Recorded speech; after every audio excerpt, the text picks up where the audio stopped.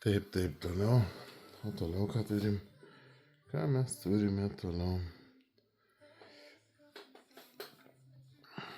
Turime parankinį peiliuką.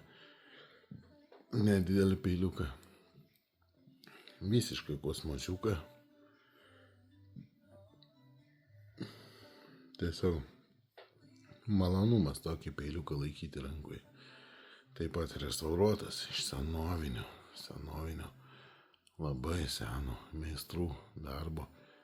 Va tokio padarytas kosmosiukas. Tiesiog, sakau, laikai ir tu net nenori su juo dirbti, nes jis antiek smagus rankoje. Tai kažkoks meno kūrinys dabar.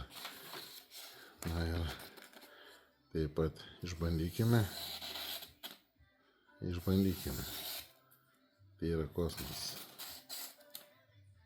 Tai yra kosmosiukas. Tiek jis. Taip, 15 000. Greitų pabaiga galandinimo.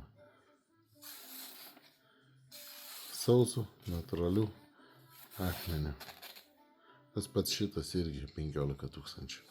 Na žodžiu, smagu pjaustyti, bet aš tiek laikraščių neturėsiu. Jeigu pradėsiu smagumais, kai sakant, užsiimti, tai vis dėlto palieku jums įsigyti, laimėti, įsigyti, ir tada galėsit pjaustyti ne tik laikraščiukus. Sėkmės, draugai.